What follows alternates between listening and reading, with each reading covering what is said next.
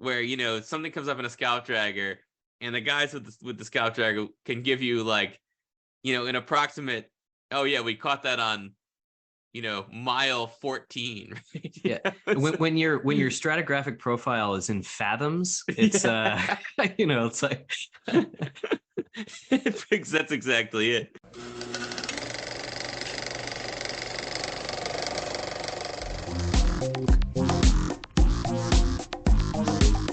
The New Brunswick Archaeology Podcast, featuring your hosts, Gabe Reinick and Ken Holyoke.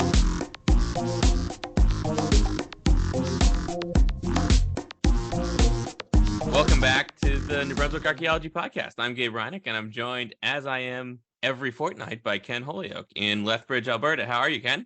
not too bad. How are you, Gabe? I am doing quite well. I'm here quite appropriately beside the Neville site, and the appropriateness of that will become more apparent to the listener as we go on. Our sponsor tonight is the Association of Professional Archaeologists of New Brunswick. And speaking to Trevor recently, I'm told that he's become more comfortable with the idea of me reading this, because even though I have not quite mastered the full New Brunswick accent, he feels as though APNB is really going to get its money worth with a aspirated yes at some point. And with the idea of getting your money worth, we still have not had an appropriate name come in, Ken. And if there were to be one, what email address would they send it to? It would be going to newbrunswickarchaeology@gmail.com. I continue to be amazed that just was not taken. And the number of things that for the show, we have just, our Instagram account, which I've just started, is the New Brunswick Archaeology Podcast, which, since we are the only, I think, New Brunswick Archaeology podcast, it's easy to understand why that wasn't taken. But I would encourage the listener to follow us there if they're on Instagram. Right now we only have one post, and it's a channel flake from Maine, but that's just a hint of all the great things to come, I think. Exactly, and it's drawing some attention, you said, too. It is. We're up to over 40 followers on Instagram. That's impressive. It is. And I feel a little bit weird using it, because I've carefully cultivated, and this may be revealing too much about myself to the listener, but my personal Instagram has been carefully cultivated that it really only shows me pictures of cats in bodegas. It's pretty much, that's a cat curled up in a box in a bodega. That's my Instagram. So, Ken, but if we still do not have the appropriate name, as I was saying, and so when the winning name, if it were to come in to rename this podcast over the next fortnight, we have a very special prize coming up, and I was wondering if you could share what that prize is. Well, at this, with this dark and kind of dreary time of year, that it's getting a little bit lighter outside. There's a lot of snow on the ground. We're kind of, it's slushy. It's unpleasant, but we like to think of warmer times. And I was thinking that the winning contribution could Lethbridge is actually known as the sunniest place in Canada. And the most days of sun in the whole calendar year. Beautiful summers here. We have this beautiful river running through the city where you can take tube rides down the Old Man River.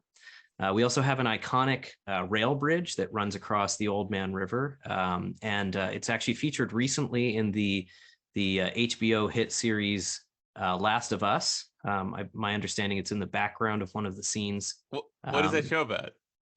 It's about basically a fungus makes people into zombies. Oh. It's based on a video game. So you could pretend that you are Pedro Pascal and floating down the Old Man River, and to go with this, you'll have Gabe and I along with you, and we'll be able to sip on Mai Tais in some delightful tiki cups. Bitter Mai Tai is a recipe that Gabe provided me with, and I like to think I've mastered. So the trick to the bitter Mai Tai is that, unlike the ordinary Mai Tai, this adds a little Campari and a little orgeat. That's how you make them as well, Ken, right? It is, yeah, and I get the fancy orgeat too. Yeah, I mean, you really have to. We could go on a whole tangent about this, but the I'll share with you off the air. I mean, or perhaps the lucky donor about. There's a way to make orgeat out of avocado pits, which is quite good. Oh, okay. I thought it was made with almonds. Yeah, it usually is, but there's a more environmentally friendly way. I try to grow avocado plants with my avocado pits, but mostly unsuccessfully. And I would like to report to the listeners that we actually have our first listener mail in the Gmail inbox. And we'd like to thank David W. Black, listener of the show, probably one of our 37 followers, actually, who said that he just listened to the third episode. I think he might have followed up with us on this already. And it'll lead into our Hakuna Errata here. But he gave us a fantastic image of a fluted point and a Folsom point, Clovis and a Folsom point. The Folsom point making fun of the Clovis point because the flute is larger on the Folsom point. Fantastic! Thank you very much. If we had a video that we would share with this podcast, we'd put that image up on the screen right now. Instead, they'll just have to imagine it. And can I believe we also have a prize? We've had over 400 listeners at this juncture on this show, right? That's correct. 400 unique listens. And so we're in growth mode, I believe, as I say in the business community. We're looking to, if you'll pardon the expression, scale up and seeking synergies and upstream and downstream efficiencies. Yep. And to support this, that we are going to have a contest for our 1,000th listener. Am I right? That's correct. And we have a really unique prize for this one. We're in a digital age. I've lost money on crypto, so why shouldn't you? The prize for our 1,000th listener will be we're going to get you I have actually a neighbor who has a 3D printer. We're going to get a 3D printed version of a bust of Caesar to put on your desk, whether it's in your office or just displayed prominently so everybody can see it. And you, 1,000th listener, will be the exclusive owner of the first and only New Brunswick Archaeology Pod NFT showing the number 1,000 on our all-time downloads list. And as far as I can understand, an NFT is basically a JPEG that you pay $1,000 for. And so, Ken, the F in NFT, it doesn't stand for what you think it does. It stands for fungible. Is that correct? That's right. That's right. That's what I thought. What we're also going to be having and coming up is that we've realized that since we're in growth mode, that the number of episodes because we're doing a fortnightly pod working through New Brunswick archaeology right now, that might not be enough for everyone. So we're going to start adding some special episodes. That's right. And coming up, we're going to have Bill Farley, who some listeners may know from the Archaeology Gaming YouTube, which he does. Yep. Where he basically teaches archaeology through YouTube gaming, but he's also the editor of the Council of Northeast Historical Archaeology Journal. And so he's going to come on and talk to us about publishing in archaeology and also give some advice for students or early career professionals looking to publish their first article. So there'll be a bit of variety coming up for the listener who wants some to pick up some information about those kinds of topics as well. Yeah, and you can find Bill on Twitter at Archaeology Game, and I think it looks like his YouTube handle is at Archaeology Tube. I think that's correct. Yeah. Yeah. So we'll be talking to Bill here in the next week, and that'll be a lot of fun. We could ask him about Last of Us, actually. Yeah, this is the first I heard about, but it seems like the kind of thing that Bill will have an opinion about to me. if I had to guess that Bill Farley will know one or two things about that. And I think too, we can probably do a little bit of a preview that we'll have at least 2 conference broadcasts where I think I'll be patching in probably with a less lower quality microphone from the Society of American Archaeology meeting in Portland, Oregon, at the end of March, and then I think you and I are going to try to get at least some recording done at the Canadian Archaeological Association meeting in Memberton. I think that's exactly right. And so that also means that if folks are going there and they want to talk about New Brunswick archaeology or related topics, let us know. We'd love to do something live with you, depending on exactly who the you there is. But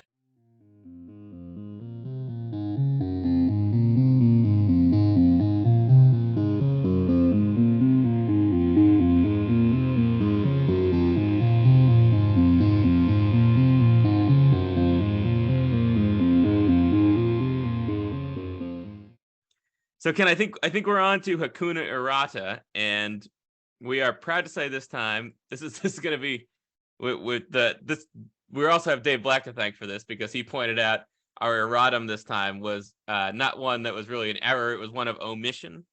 And this is just that we got rolling on discussing the different fluted points from around the world. And am I correct that we missed one from Siberia, Ken? That's correct. It's a site called Uptar in sort of northeastern Siberia, where they've found one sort of an isolated fluted point that's fluted on one surface as opposed to both of them, like you would see in North America, for example. Reading the article, essentially, this is an isolated find. It wasn't in very good context. They actually don't know how old it is, but they make very clear that there's actually no indication that this is at all tied to North American fluting trends. That this isn't, sort of like the progenitor for later fluted points in North America, but it's just that it's another case example of being found there. Great. And then when we were discussing, we also talked about that there's some mention of stuff from the Middle Solutrean that looks a little fluted, but we weren't really going to get into that. We'll just sort of flag that for people who are interested in chasing that down. Yeah. Well, all in the article that was in the show notes last time, the fluted point technology in Neolithic Arabia article. Exactly. Yeah, that's great. Yeah, I appreciate you bringing it to my attention. Actually, I had no idea. And as I mentioned last week, I haven't, because I'm on sabbatical. I will at the last minute edit my teaching notes appropriately, probably about 8 minutes before before the class.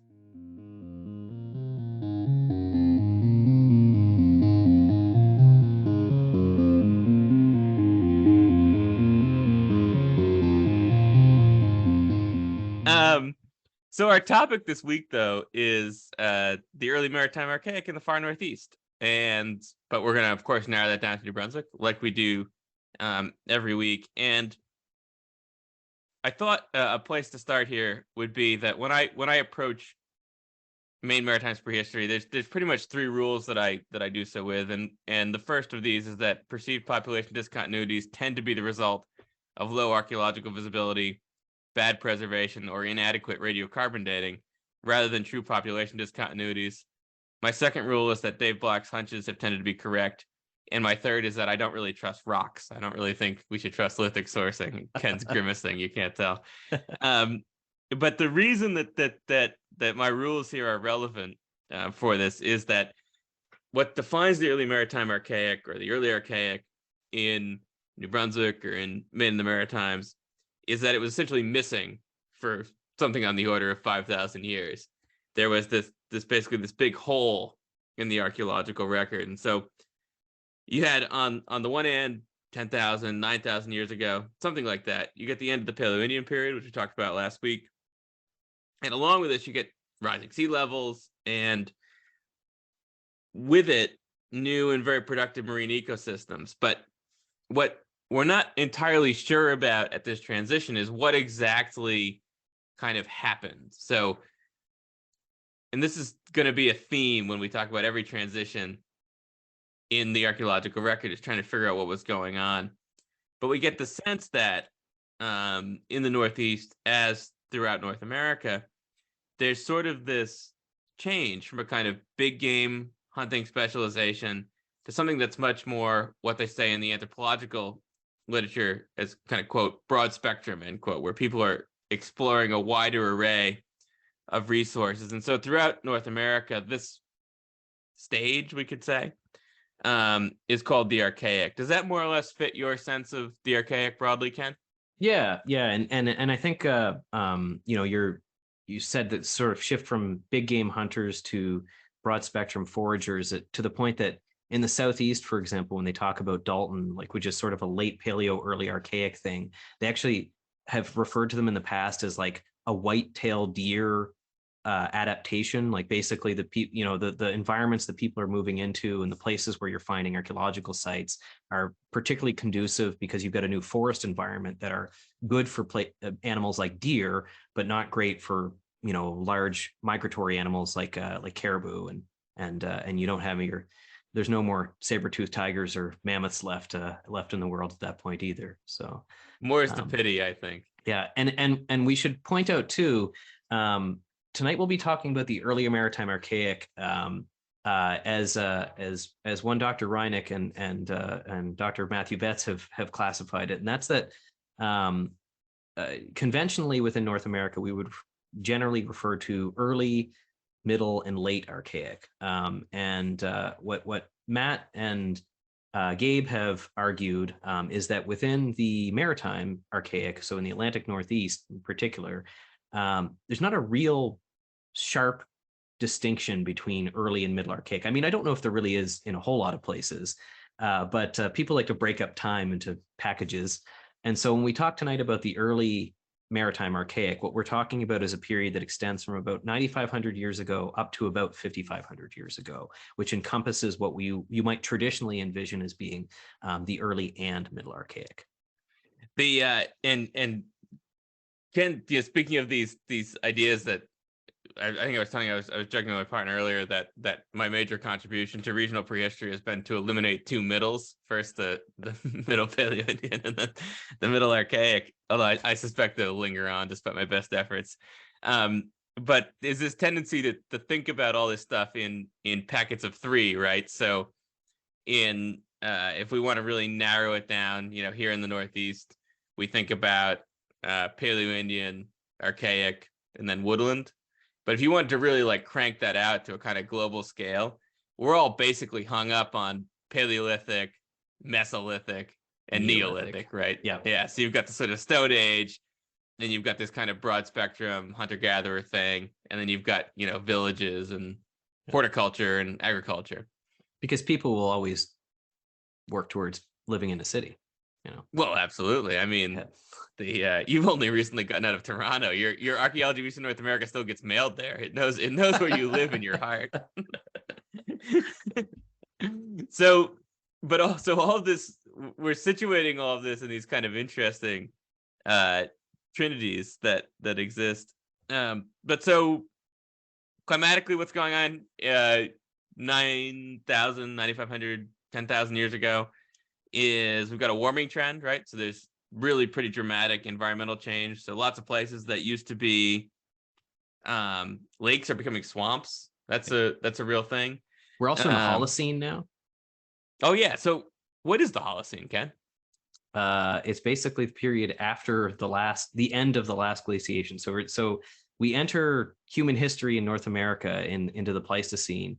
And the Holocene is basically a period that extends from the end of the Younger Dryas period, starting at about 11,600 or 700 years ago, and extends right up to present day, unless you are a believer in the Anthropocene, which would be that humans have modified the climate in such a way that since at least probably the 1950s, we've actually entered into a new geological epoch. And so the Holocene is essentially the next geological epoch after the end of the Pleistocene, which is the last major glacial period. Based on what is it's like the Guild of like International Geologists or something like that. There's a name for them, and they've made one vote on the Anthropocene, but they haven't made the second one. So it's still in limbo. It's not fully official yet. It's like been sort of semi-adopted, but it's not like 100% a real thing yet. So it's not in a geological chart yet. Interesting. Yeah. I always imagine that sort of being like a kind of like it's like that movie Eyes Wide Shut. It's like lots of cloaks and staffs and that kind of thing. And then they vote on that. But and I was also going to tell the listener that we're actually not going to put the literature in the show notes about whether or not we're in the Anthropocene because we only have 4,000 characters. So, email me and I'll send you a Zotero file that includes some of the literature. So, but the point is it's warmer. And is it safe to say that because, to whatever degree the Paleoindians were occupying a landscape pretty visibly unlike the one we currently inhabit, whereas by the Archaic, people are in a landscape that's more alike than different from the one we inhabit. Yeah, and you can kind of think of it as sort of over time, sort of from the beginning of the Archaic till about 5,500 years ago.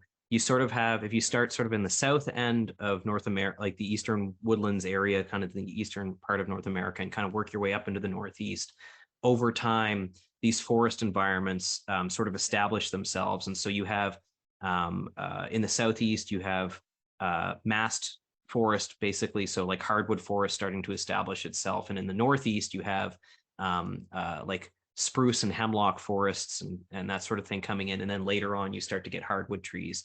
And with that, you have these broad spectrum foragers. So these archaic foragers now have sort of new sources of food in kind of a brand new, a whole bunch of new species of wetland plants, along with later on like mast fruits, so like acorns and butternuts and other like hardwood trees that produce fruit that is edible.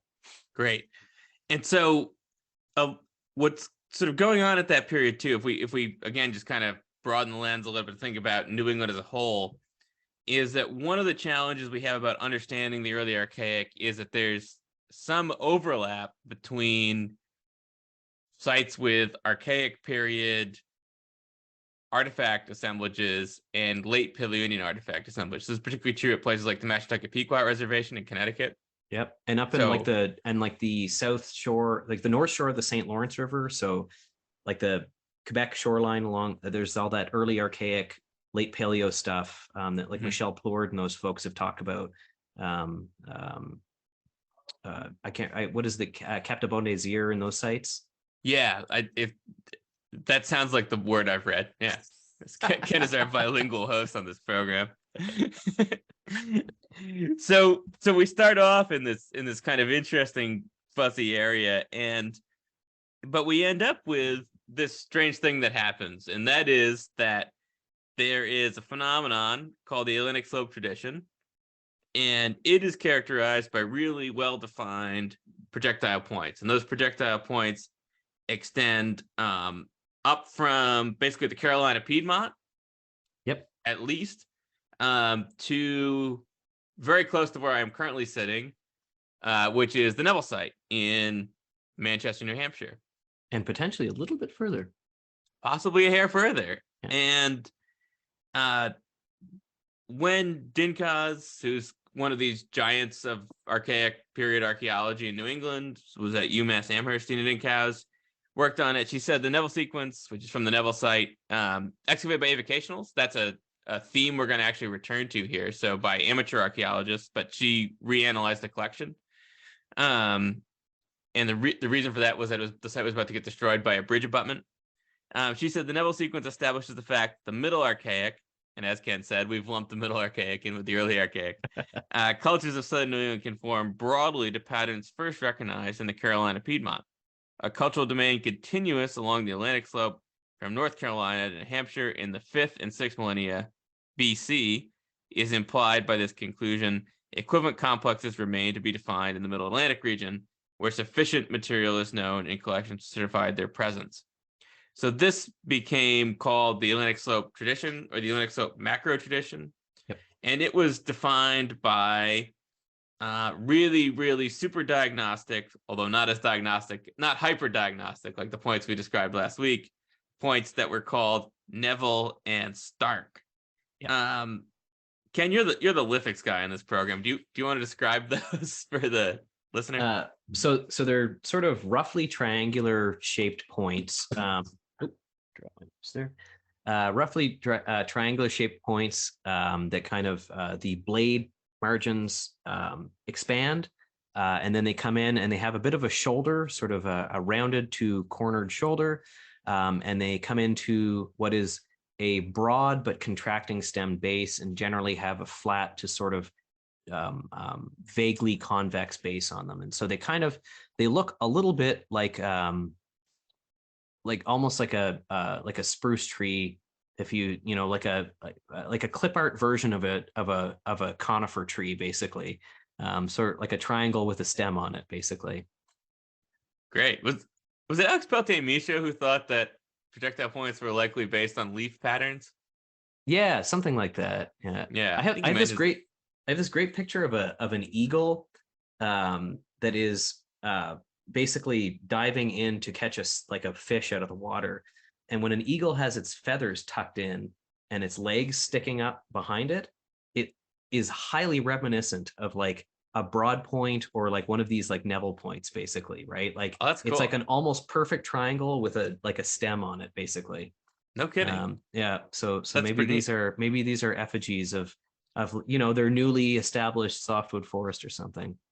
Cool. But one of the so we know that these come up from like up the eastern seaboard from the Carolinas, and the Piedmont, for those that aren't familiar with the geography of the Southeast, is basically a region between the Appalachian Mountains and the Atlantic Ocean, a fairly fertile area too, like agriculturally fertile.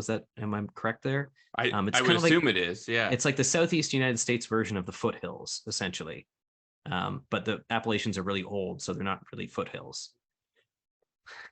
What are they instead? I don't really know that word. Well, because like aren't the Appalachians are like eroded down really far, and so aren't like they called Piedmonts because they're lower than a foothills would be? Like the foothills Tune here in that I next see. week for Gabe and Ken to discuss more geology.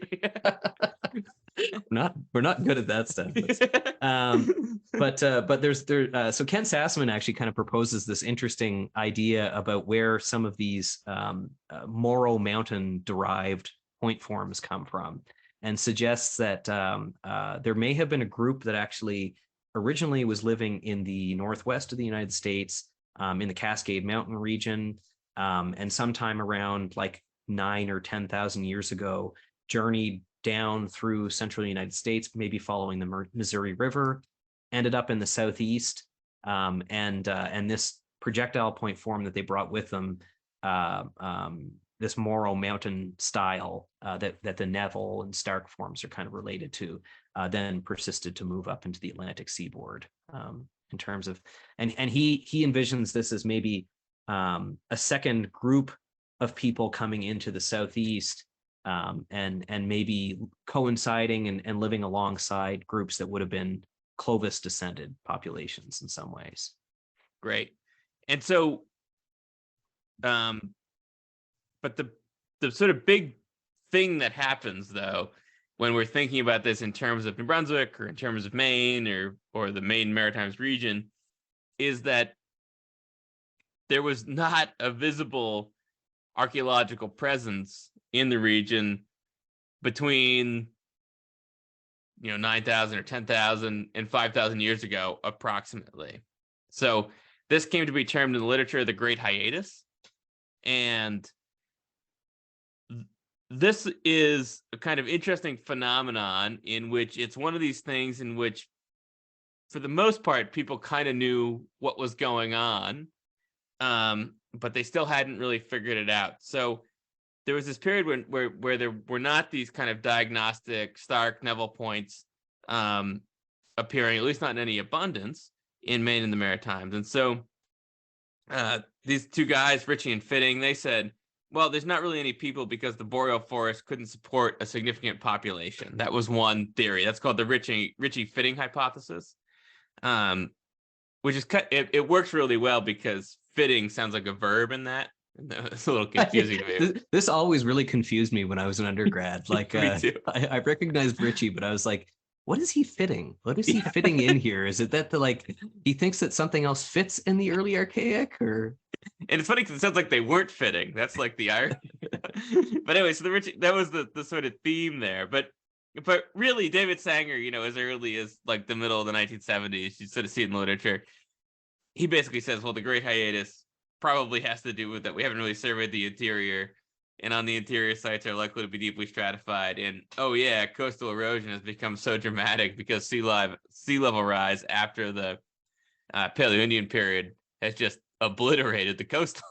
Yeah. So But- those sites are probably gone. Yeah, and what the listener again, we don't have visuals here, but like I there are a couple of really great maps. So like Brian Robinson has this map from like the late 80s, and JV Wright in a lot of his work has these maps, and essentially the early Archaic just cuts off basically at around the Kennebec River, and there and JV Wright's in his diagram actually has a question mark in the Maritimes. and so it wasn't just a great hiatus. I mean, it was clear that people were like, there had to have been humans here, but there was sort of these lines drawn that, you know, that there's definitely, there's nothing here, right? Yeah. JV Wright chimes in and says, well, at best, it was a pretty good hiatus. So there's this kind of hole that is in the region. And so there's a term that we're going to use periodically, and I hinted at it already in my 3 rules for Maine Maritimes prehistory, which Ken may not agree with, but that one of those has to do, I use the word visibility. And so when archaeologists talk about visibility, there's this recognition that there's all sorts of stuff that goes on that people do in the past that may actually not leave much of a trace in the archaeological record. So this is especially true for things that are made on organic materials in the Northeast. So if you work on the interior in those sort of godforsaken mosquito-bitten places that Ken likes to work, if someone killed an animal and left their bones there, those bones aren't going to preserve. And so that means that activity that they just did is low visibility from an archaeological point of view. Does that fit with your kind of understanding of visibility? Yeah, and like, just to kind of broaden out that context, like basically most of eastern most of the Northeast falls in a physiographic region of North America where you have acidic soils as opposed to neutral or basic soils. And so that the acid in the soil, the natural acidified soil, is what chews up and basically destroys those organic remains, unless there is a neutralizing agent, which we'll get to in a few weeks. Stay tuned for multiple fortnights. And so everything that we're dealing with in the Northeast is low visibility by like the standards of a tell. But there was this sort of understanding that visibility is a problem in this region. And so and we should also just pretty much add that in the 70s when Sanger was pointing out that there probably were people here, which is that they were low visibility, they were like, the Paleo-Indian period was known by like a handful of find spots. People had found some points. So it wasn't like we were dealing with a really well-defined early archaeological record here. But the difference being that they had this handful of find spots that looked an awful lot like a fairly well understood Clovis and Folsom in the rest of North America, whereas the stone tools that we were finding that were being found in the Maritimes that sort of characterized this gap or didn't fit anywhere were fairly unique. Like the technology looked different than elsewhere. Yeah. So I interviewed Art Spies a week ago or so for a thing we're doing for the Eastern States Archaeological Federation about publishing an AENA, and Art Spies reminded students who might be interested in publishing an AENA that the readership likes pictures of artifacts. And I think that's true because, in fact, archaeologists like artifacts. And what artifact do they like most? They like a highly diagnostic projectile point, such as Neville or Stark. And that was not what was appearing up here. But then, so the big deal to sort this out is, and this is a kind of fascinating and I think actually in some ways kind of beautiful story about the articulation between professional archaeology, between government archaeology, academic archaeology, cultural resource management. Sort of everyone kind of came together in Maine at the Brigham and Sharrow sites in Milo, Maine, which is the Canadian listener will recognize Milo as a place they drove near on their way to go back to school shopping in Bangor. And so the Brigham site's named for the late Mike Brigham, who actually, my understanding, is acquired and as well as worked at some of the sites before he was a professional archaeologist, which he became later.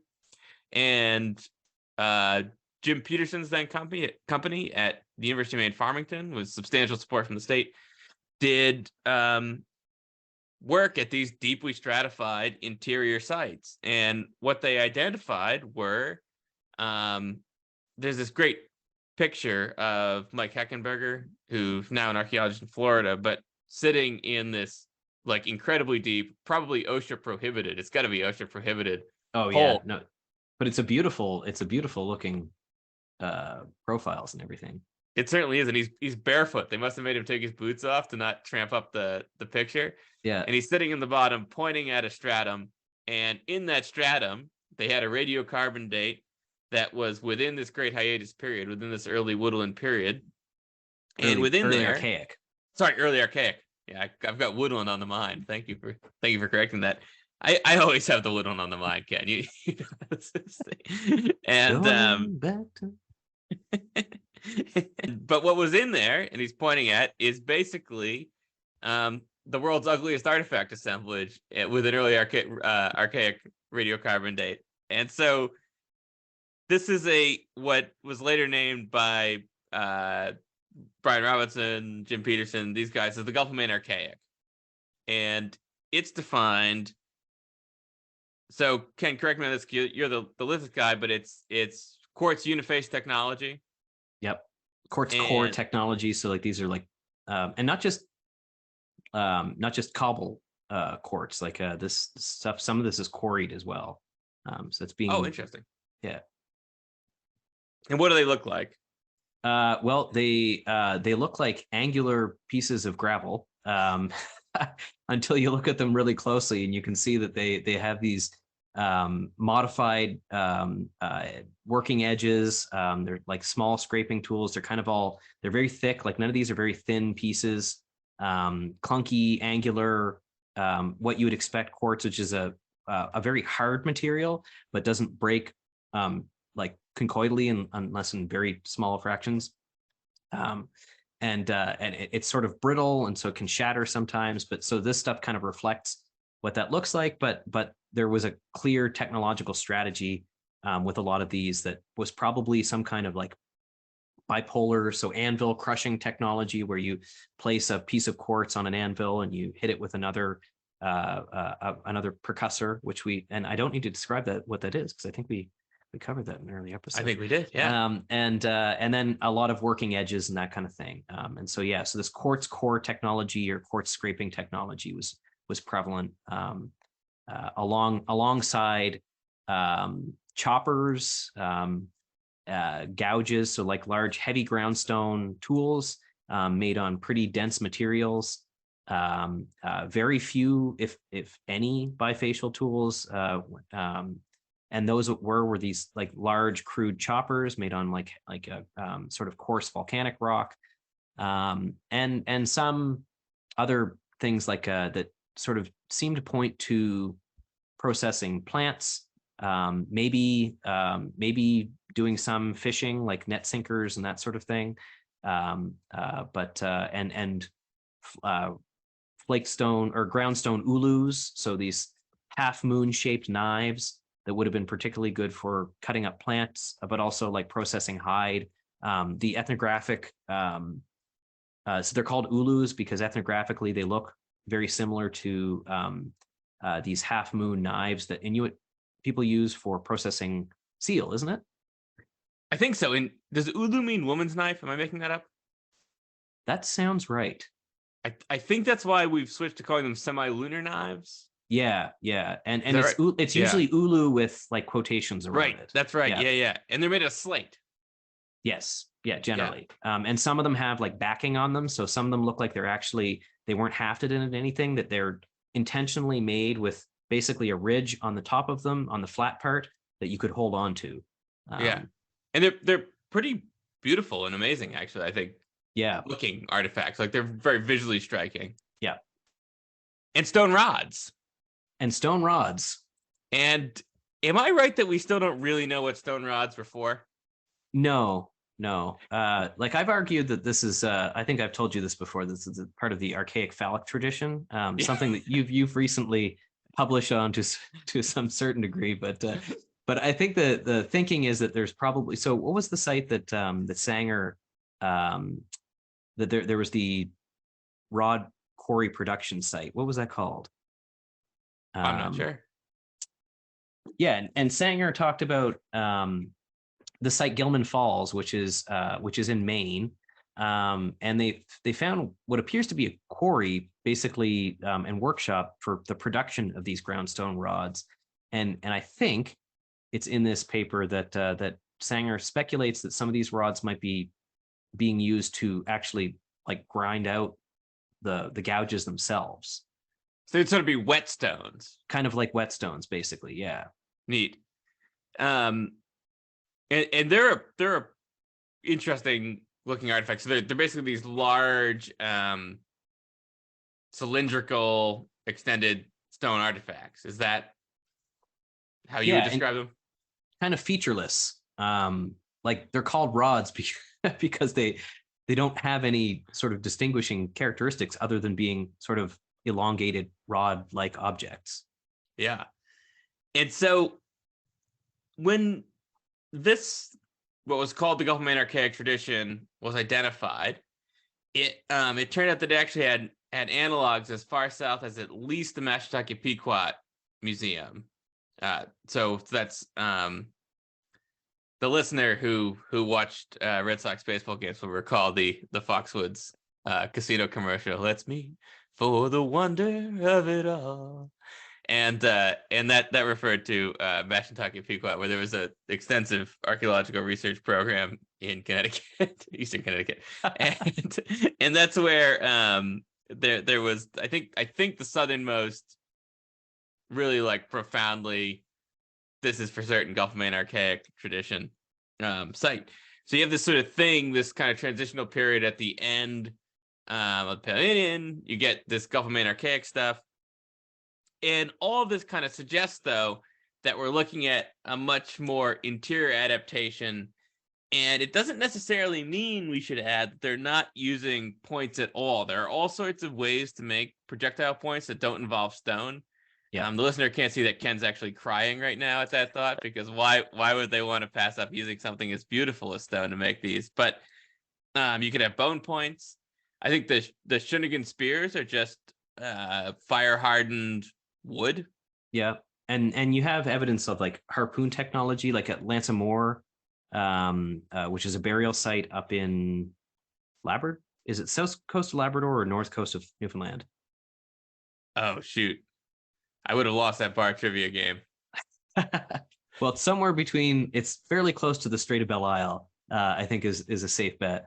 But yeah, that was a burial of basically a cairn burial of a teenager who was they actually had very good preservation there and buried with a number of grave goods, including stuff that was reminiscent of some of this maritime archaic toolkit, that similar to the Gulf of Maine stuff, but also had a number of bone tools interred with them as well. And that site dates to around like 84 or 8600 years ago.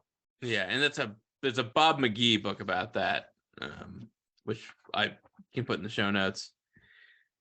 So what we've got then, though, is it's seeming kind of shift to maybe away from a kind of big game hunting approach to something that's more of a kind of interior wetland adapted economy, basically. Does that fit with your understanding of what was probably going on here? Yeah, like Gulf of Maine Archaic seems to be more interior wetland adapted, but there's hints of connections with the folks that are probably more coastally oriented. Yes, yeah, and those sites, which we'll talk a little bit more about this when we talk about New Brunswick, are probably certainly there. Like people were probably living on the coast, so we know this from stuff that gets picked up in scallop draggers and stuff like that. And we'll have some specific examples for you coming up. But I wanted to talk a little bit specifically about, there's this other thing that's going on, which is archaic period cemeteries. And so, of course, archaeologists don't dig up cemeteries anymore, or they try not to. And in the early Archaic, there's this challenge of understanding the connection between habitation sites and cemetery sites. And there's a well-defined habitation thing now because of this Gulf of Maine Archaic. But what we don't understand is exactly how that connects to either the early Archaic cremation cemeteries or the Morro Point complex, which are the sort of beginnings of a period during which then there's going to later be more rare and kind of isolated burials. And then by the end of the Archaic, just very elaborate burials that are we'll talk more about next week, but which are probably going to have a lot to do with indigenous people having this kind of incipient social complexity. And that distinction is a little bit hard to, like, this is something that I think I was asking you about a couple of weeks ago, that it's still not super well sorted out now. Is that correct? That's right. And I've got actually Brian Robinson's table here from his book from his chapter in Archaic of the Far Northeast. Yeah, I was trying to pull that up actually, and I've got it in front of me too. Yeah, and you have to really trust a man like Brian, because he was confident enough to put, I'm looking at, I think, 6 question marks on a table here. Yeah, and a bunch of dots. Yes. Yeah. and that it takes confidence to say, I don't know. And since Brian knew more about this than anybody else, I think we can confidently say that we just don't know about a lot of this. Yeah. And this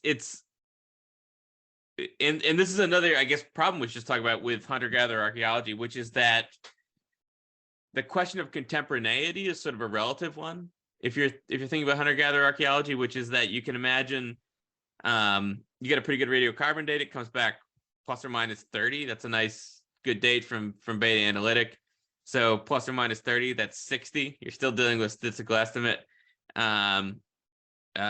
60 is a good long life for an archaeologist, let alone a hunter-gatherer. So you're really trying to establish that folks who moved around on a seasonal basis, by a year, trying to pin that together within when you're dealing with these kind of 60-year windows is impossible. Yeah. And this is all happening, as we started out the episode talking about, in a period of incredibly dramatic climatic and environmental change, right? So what you're seeing here are like these human negotiations and cultural responses to your whole world has changed, right? The animals that you used to hunt are gone. New ones and places where you used to live are now, the shore keeps coming higher and higher, right? Like the water's around your ankles, and where do you go now, and what do you do now? And so I think there's sort of this, like, it's hard to figure out what people are doing because they might be doing a whole bunch of different things at the same time. I think it was it Sassman who did a special issue of the SAA record, which was the Archaic ain't what it used to be, something like that. Yeah. So you mentioned, Ken, we've talked a little bit about ground stone. So we've talked about adzes, we've talked about gouges, we've talked about rods. What's the difference between ground stone and flake stone? So as the name indicates, so with flake stone, you are generally taking a percussor, so you're using antler or a stone or wood or something like that to essentially strike a piece of stone to remove pieces from it, which we would call flakes, hence flake stone. Ground stone is generally material that is of lower, like sort of denser, maybe low grade metamorphic rocks, volcanic rocks, that sort of thing, stuff that might not break conchoidally, which is, as Gabe described in a previous episode, sort of, if you think about the way that glass will break if it's chipped on. And so groundstone material is essentially ground down with some other implement. So some kind of abrasive stone that will polish up a rock, generally a heavier, denser rock, to a usable tool. And we think that a lot of this stuff is probably associated with heavy woodworking, because you now have forests establishing themselves that provide you with the type of wood that you would require new types of tools to process. And so I'm glad you brought that up, Ken, because so you and I spent some time in a canoe that felt like it was a dugout once. It was certainly heavy enough to be. Oh man, it's a 38-foot chestnut canoe or something that we were at. It's a sizable. It's really a pond canoe, I think. It's technically a lake canoe, but yeah, we set it on top of my Subaru, and it just straddled the roof rack, which I thought was great. Yeah, it was longer than a 2003 Outback, which is a feat in and of itself. Yeah. But so there's a lot of questions about dugout canoes, birch bark canoes, and when one starts to be made in the region. Yep. And when the transition occurs presumably from dugout to birch bark, and whether or not they're at least some point used sequentially. So we now have some sense actually that dugout canoes, certainly in southern Maine, persisted for a long time, I mean, well into the woodland period. As you guys established in your own research a few years ago. Yeah, we did. Gabe and their team recovered a dugout canoe in the intertidal zone in coastal Maine. So it really Tim Spar and his team. I was sort of just a part of that, but we did at Cape Porpoise, which is in southern Maine. It's sort of it's near the George Bush compound, actually. You can still smell the sulfur, as Hugo Chavez once said. And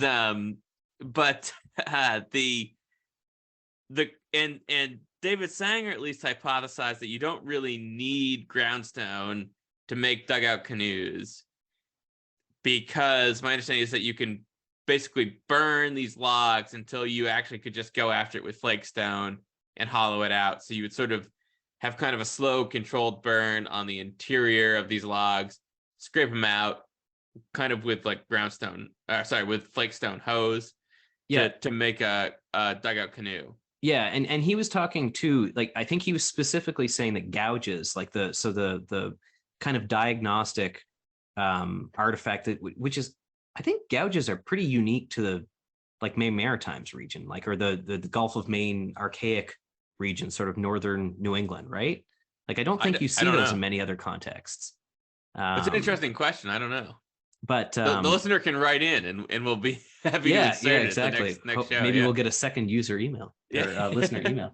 But yeah, so his argument was specifically that gouges may not be evidence of dugout canoe technology, but because there are a number, like you could use an adze, which is basically, think of an axe and then turn the blade 90 degrees, and that's an adze basically.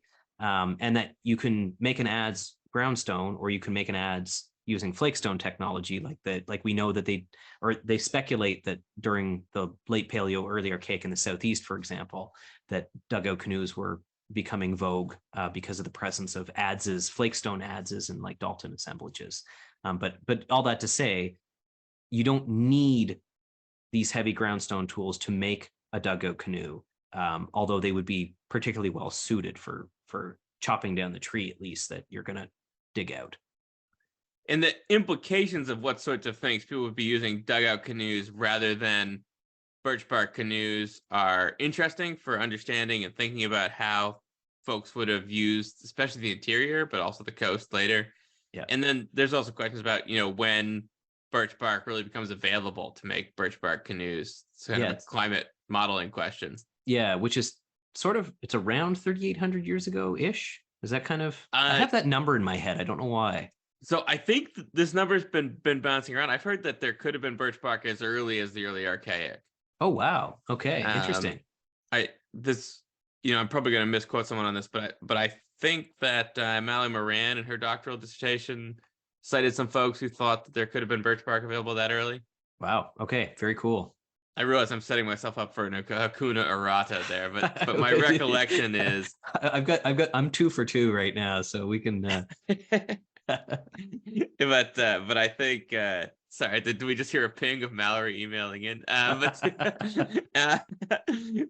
that's my recollection anyway. So Ken and I've been resolved. We realized that we dragged the listener through the much like Major League Baseball is being slowly destroyed by starting a runner on second so that the games are shorter. What? In extra innings now, and in the 10th inning and later they start a runner on second base. They just put somebody on second base? Yeah, it's very un-American. I don't like it at all. Is this like in regular season? This isn't just like Grapefruit League? This is the regular season, Yeah. Huh. Yeah, it's that's a pretty dumb rule. It's an extremely dumb rule. I mean, it's we could turn this into a sportscast show, but the listener does not want to hear a repeat of the same conversation I've had with my father 16 times about the destruction of Major League Baseball. So, but what I meant to say was that we realized that we ran, I believe, an hour and 48 minutes last time. Yeah. Well, and we're coming close. Yeah, we may do this again, but we are actually committed to trying to keep this in bite-sized parcels. So I'm going to do a quick review on what we've talked about now, and then I think we're going to get to New Brunswick. Does that sound good, Ken? Yeah, it sounds good. So basically, there was this period of time between about 10,000 years ago, 5,000 years ago.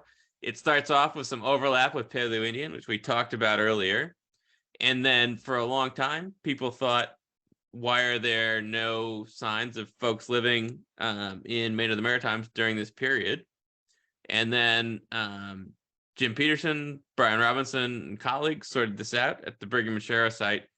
And it turned out this was basically a problem of archaeological visibility. And so what actually happened was you didn't have diagnostic projectile points for the most part. You had deeply stratified interior sites that suggested a wetland orientation economically, contrasting with the kind of previous big game hunting pattern. And these interior connections happen at the same time that there are early archaic cremation cemeteries and the Morrill Point complex. And clearly these are both related to the ancestors of contemporary Wabanaki people, but the exact spatial patterning and exact temporal relationship of the burial periods and the habitation context are not well resolved.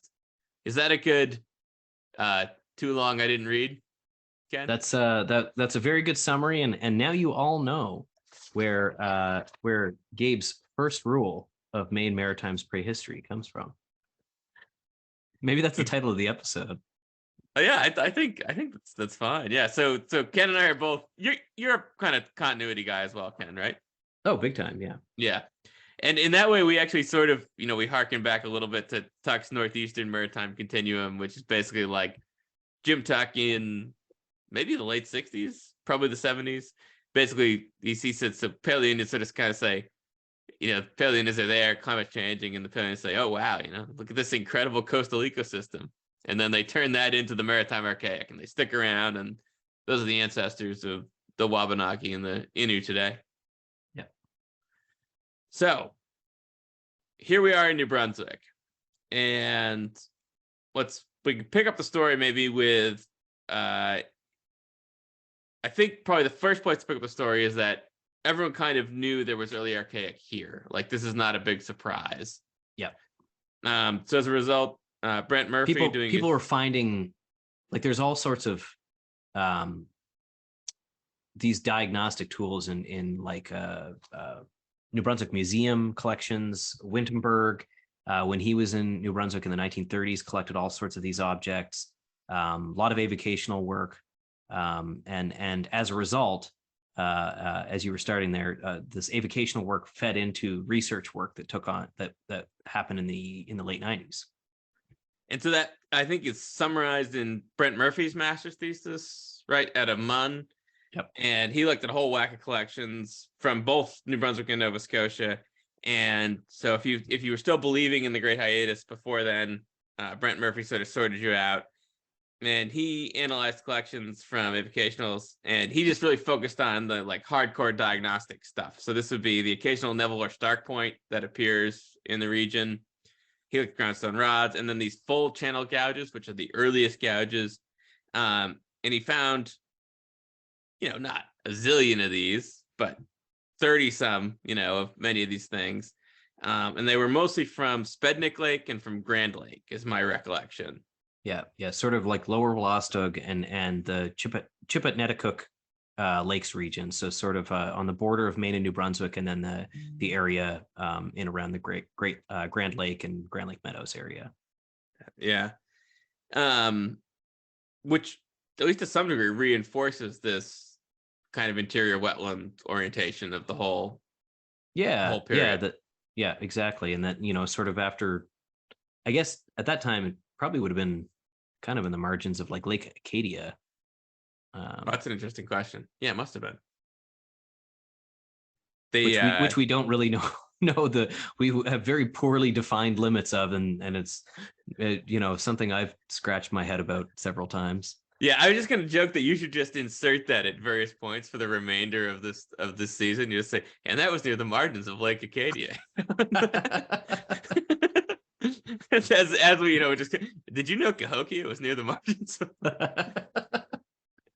And then in the middle 1990s, then a vocational archaeologist reported archaic period artifacts in Charlotte County, and that was at Mill Lake, and they're about 7,000 years old. And so one thing I think just keep in mind about this is for many, we mentioned this when we're talking about Paleo-Indians, is that there's all sorts of opportunities, and we should remember that avocational archaeologists often actually contribute quite a lot to what we know about a region's archaeology. So and I mean, a testament is like the Gemsay Crossing site. There's which is in the Lower Wolastoq along the Gemsay River. There's pretty clear, probably like Middle Archaic occupation there. Some artifacts were found during the mitigation work in the 90s, but they were kind of cued into the potential for early and Middle Archaic occupation at the site because of their work working with avocationals and private collections in that area where people had recovered, these semi-lunar knives and gouges and that sort of thing that are diagnostic to that time period. And that avocational archaeologist very responsibly reported the material he or somebody's picked up and to the University of New Brunswick, and these were identified as fitting into this early to middle. Before I eliminated the Middle Archaic, and then went on to do a master's thesis, and so these sites were later the subject of an MA thesis by Brent Sutty. And then we should also discuss, so we're sort of filling in the blanks here, there is some coastal stuff, and I think this coastal stuff is pretty neat because it comes up in, there's a certain, this is, I'm going to confess something here, which is that there's a certain conspiratorial element to artifacts appearing in scalp draggers, because it just seems to happen. It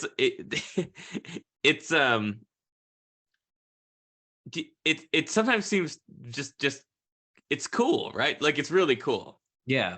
And there's an element of scale here where something comes up in a scalp dragger, and the guys with the scalp dragger can give you like an approximate, oh yeah, we caught that on mile 14. Right? Yeah.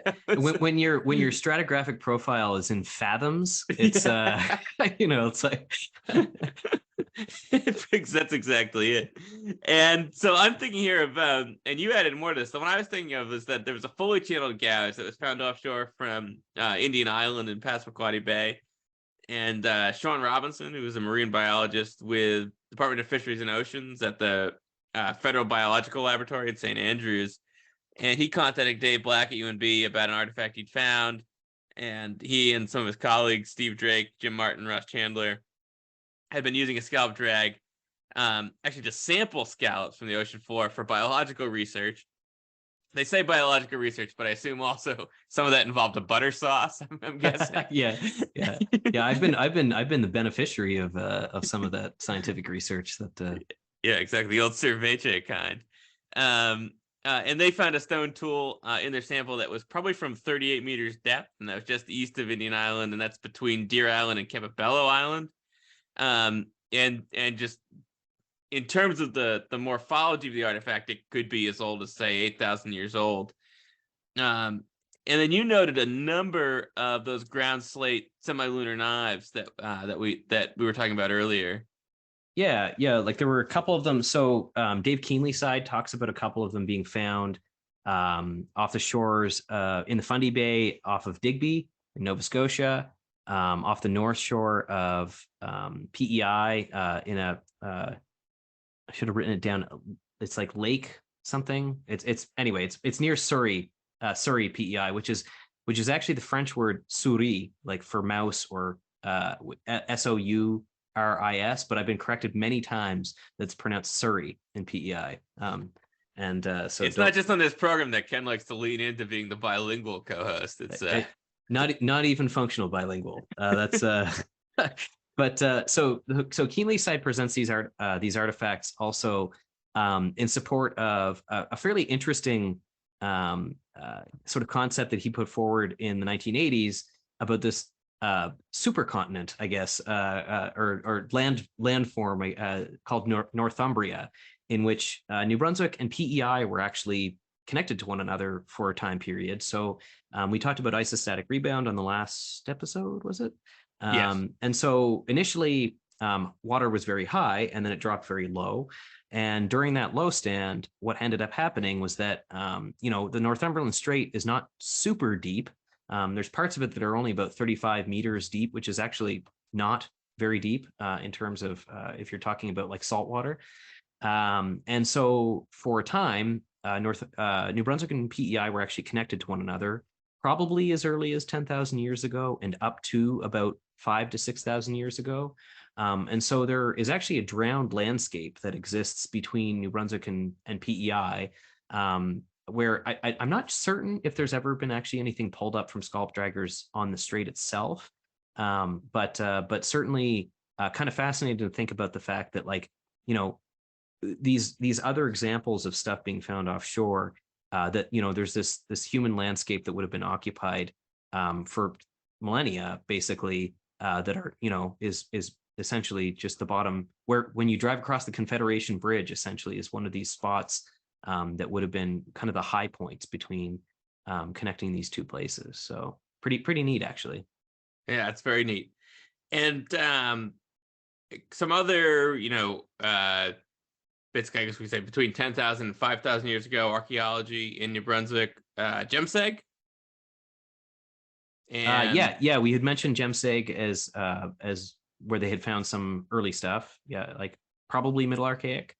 Cool. And is that based on radiocarbonates or on diagnostic artifacts? That's diagnostic artifacts, and anything that was found was in the plow zone, basically. So it was far enough back from the river that it was in the agricultural, the area that had been used for agricultural purposes. And I think the stuff was being recovered from plow zone. And it's the same as, so there's a cluster of sites in around French Lake on Oromocto River, so southwest of the Wolastoq, and a number of those sites have produced diagnostic artifacts from the early, middle, and late Archaic. And so certainly there's some interesting, so the Grand Lake Meadows and some of these like wetland areas around the lower Wolastoq, sort of surrounding the Grand Lake Meadows, were probably these wetland landscapes, 9,000 to 6,000 years ago, that people were living around. And what you see actually in some of these sites, and one of the ones that's in around French Lake is kind of interesting,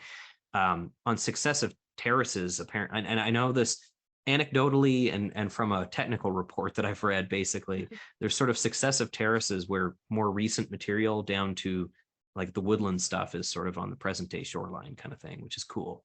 So people are kind of staying in one place over time. And I think that Gemseg is essentially the same idea too, sort of chronologically shingled as the water gets lower.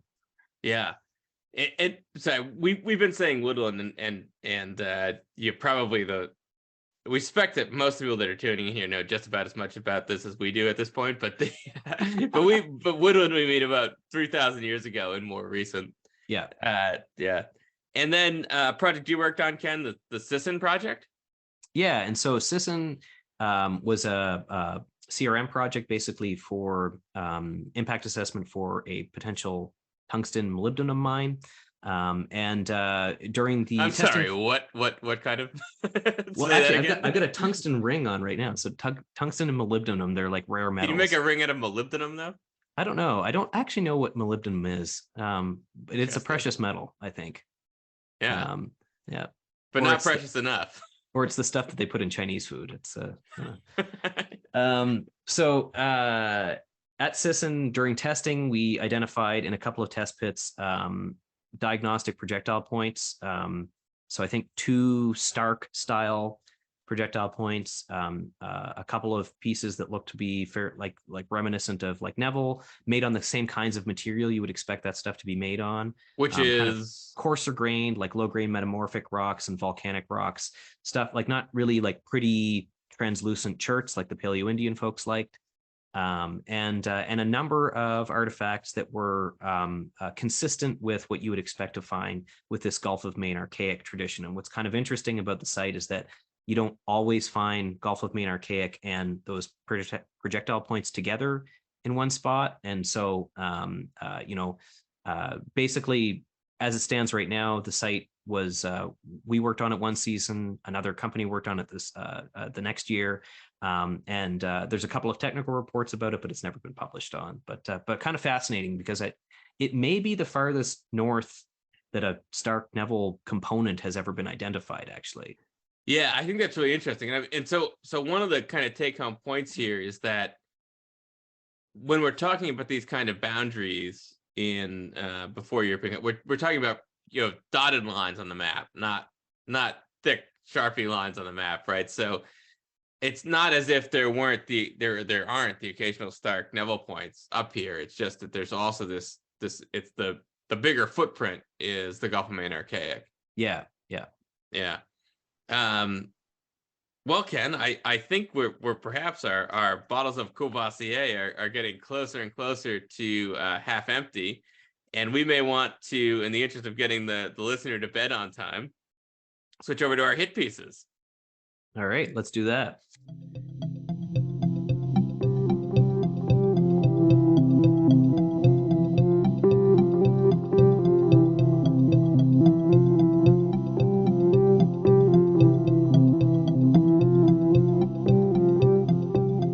So I'll start with mine, I guess, which is that this is actually a 2022 chapter in a book called More Than Shelter from the Storm, Hunter-Gatherer Houses in the Built Environment. And that's edited by Danielle McDonald and Brian Andrews and published by the University of Florida Press. And the article is by Christopher Wolf. He's at SUNY Albany. He's a friend of mine, actually, friend of yours too, I think. And it's called The Longhouses of the Maritime Archaic, Increasing Complexity or Regional Resistance. And want to highlight this article because even though it's about Labrador, it's actually about the sort of things we're going to be talking about next fortnight. I think Bill is next week. Late Archaic is next fortnight. And what this has to do with, when anthropologists talk about complexity, they basically are talking about the number of moving parts in your political system. And this is one of those questions about how complex do hunter-gatherers get? And this is what Chris talks about in this article. And he does it using an architectural proxy, which is something that is very near and dear to my heart. And it's a great article, and I would encourage everyone to check it out. Yeah, these must be like the Nuliak Cove houses and that sort of stuff, eh? Yeah, he includes kind of that. It's sort of the published stuff riffing on his dissertation. Yeah, cool. Yeah. Also the editor of the Northeast Anthropology Journal. That's right. We should get him on to talk about that at some point. That would be great. Yeah. Yeah. So my hit piece this week, I actually have 2. The first one is an update on the advancement of Canadian heritage legislation at the federal heritage legislation. And that is that on March 9th, so next, what is that, next Tuesday? Next Thursday. Next Thursday, a week from today, the bill will be advancing to, so Bill C-23, the Historic Places Act. I don't have my shorthand in front of me, but it'll be moving to, it'll be in front of the House, second reading. My understanding is it's got somewhere between about 40 minutes and an hour and a half of debate left on it. So for those of you who have some time to kill in the afternoon, or maybe in the morning, I don't know what time it's going to be, but you can tune into CPAC, which is the Canadian, I don't know what the shorthand is, but it's basically the cameras in the Parliament that you can watch one of these thrilling debates on a piece of legislation. Or if you're looking for a nap, maybe you can put it on in the background to hear politicians yelling at each other. Sorry, basically, I'm hearing the CRM people saying that, well, that's billable hours. I can do that I can take a nap and I can bill it. There you go. Yeah. And so after debate, it sounds like there's kind of a support for this moving forward. This bill will then go to committee to be studied further, and as a representative, so the chair of the advocacy committee at the Canadian Archaeological Association, the CAA has been involved with what it's been called the Heritage Consortium. And so it's a group of heritage organizations from across Canada that have reviewed this bill. We have a heritage lawyer who's actually been incredibly helpful and kind of like breaking down terminology and that sort of stuff. And we have submitted to the federal government a list of recommendations for alterations to the bill. The Canadian Archaeological Association has specifically weighed in on the archaeology aspects of the bill and made recommendations. And at committee, these recommendations will be discussed. There will be people that sit in front of the committee and justify why we think those recommendations are valid, why the bill should be tweaked, and it'll go back to the House sometime in the next couple of months. The exact process, I'm not sure, but I will continue to get updates, and I will update you, the listener, on this exciting process. And then, and my second hit piece is just to chime in on that real quick. And so, I think our shared view on this would be that this is positive because these are at least small steps, maybe shuffles towards Canadian federal heritage legislation. Yeah. So each step in this legislative process. So in the Canadian federal system, a bill goes through first reading in front of Parliament, second reading in front of Parliament. It goes to committee. Committee then recommends tweaks to the bill. Then it gets read in front of Parliament again. So it's called third reading, which is another debate. And then if it's voted on by a plurality of members of Parliament, it is passed into legislation and then goes to the Senate for another review, basically. But generally, the Senate doesn't reject legislation that's been approved by the elected members of Parliament. So we're on the cusp of legislation that is akin to what the Americans had in the 1930s. There's been a great hiatus in Canadian heritage legislation. In Canadian federal heritage legislation, yeah. And then a brief secondary hit piece is Gabe drew my attention to a really interesting issue of the Advances in Archaeological Practice, which is put up by the Society of American Archaeology. This is actually open access. So for any listener who doesn't even have library access, you can look this up. A really interesting article about data management and data collection in archaeology, what that's going to look like and how that works in terms of how we collect data in the CRM world, how we respect different stakeholder groups and Indigenous perspectives on the management and long-term curation and dissemination of archaeological data, and sort of a forward-looking piece, series of articles that I'd recommend everyone read. And one of the things we talked about when we were discussing this earlier is that it's interesting to think about. In many ways, the Maritimes was kind of an early adopter of thinking about trying to have data compatibility across jurisdictions by introducing the MARI form. Yeah, so the Maritime Archaeological Resource Inventory form, which is a shared archaeological site form between New Brunswick, Nova Scotia, and PEI, and was, yeah, like you said, forward thinking in the sense that like it's a kind of a fairly similar. It's, all Wabanaki history basically within the three provinces, and why not have, why not make post-colonial jurisdictional boundaries, shed those a little bit to better understand the archaeological record. And to some degree, the potential of that, though, maybe hasn't been realized through the kind of digital revolution and the sorts of data that you could have be broadly comparable and negative data as well. So the article delves into those kinds of things. Yeah. Well, Ken, I think we should perhaps bid the listener farewell. Yeah. And we will look forward to seeing them next fortnight. Yes. And thank you to all our listeners. And I just want to put out another plug for Shane Dahl and Justin Hankey, who are the artists who wrote the awesome music that you get for all of these transitions and everything like that, and giving them to us for basically a high five and a shout out. So look them up and thank you for listening. And we look forward to seeing those numbers tick up. Have a good fortnight, everybody. We'll see you for the special episode with Bill Farley.